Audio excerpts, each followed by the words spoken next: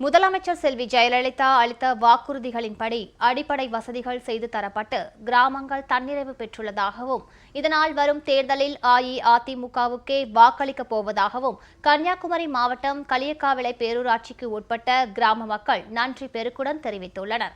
மேலும் மொழி போராட்ட தியாகி சிதம்பரநாதனுக்கு சிலை அமைத்து பெருமை சேர்த்த முதலமைச்சருக்கு அவர்கள் நன்றி தெரிவித்துள்ளனர். கன்னியாகுமரி மாவட்டம் தமிழக கேரள எல்லையில் அமைந்துள்ள பல்வேறு கிராமங்களை மையமாக கொண்டதுதான் களியக்காவிளை தேர்வு நிலை பேரூராட்சி. இப்பேரூராட்சியில் மலை கிராமங்கள் உட்பட 10க்கும் மேற்பட்ட கிராமங்கள் உள்ளன. இவற்றில் 25,000 மக்கள் வசித்து வருகின்றனர். முந்தைய திமுக ஆட்சியில் இக்கிராம மக்கள் மின்தடை காரணமாக கடுமையாக பாதிக்கப்பட்டனர்.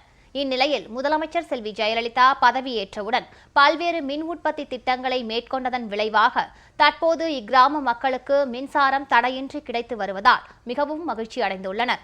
கோடை காலம் தொடங்கிவிட்ட போதிலும் தட்டுப்பாடின்றி மின்சாரம் கிடைப்பதில் நீரேற்று நிலையங்கள் முழு அளவில் செயல்பட்டு மக்களுக்கு தங்கு தடையின்றி குடிநீர் வழங்கப்பட்டு வருகின்றது.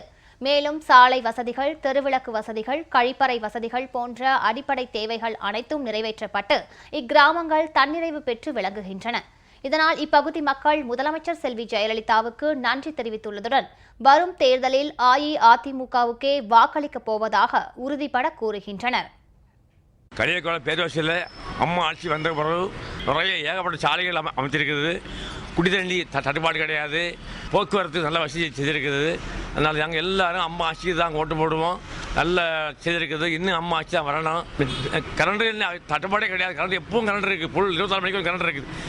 திமுக ஆட்சியில் கரண்ட் இல்லாமல் நாங்கள் ரொம்ப வேதனைப்பட்டோம். நம்ம கரண்டே எங்களுக்கு தட்டுப்பாடே கிடையாது. நல்ல ஆட்சி நடக்குது. மீண்டும் இந்த ஆட்சி நாங்கள் வருத்துவோம். நாங்கள் அதுக்கு வேண்டி எவ்வளோ கஷ்டப்பட்டாலும் நாங்கள் உழைப்போம்.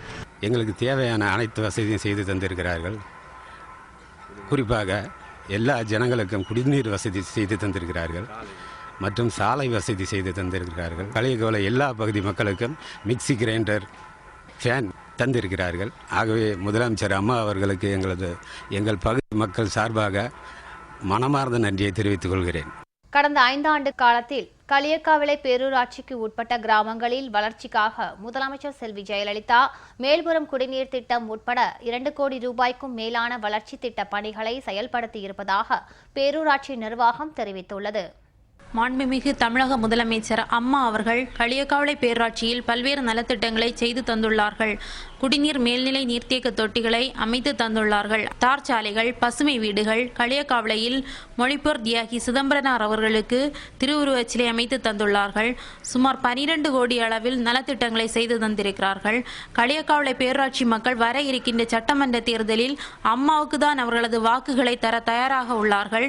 மீண்டும் அம்மா தான் முதலமைச்சராக வருவார்கள். களியக்காவிளை பேரூராட்சி மக்கள் என்றுமே அம்மாவின் பக்கம்தான் இருப்பார்கள்.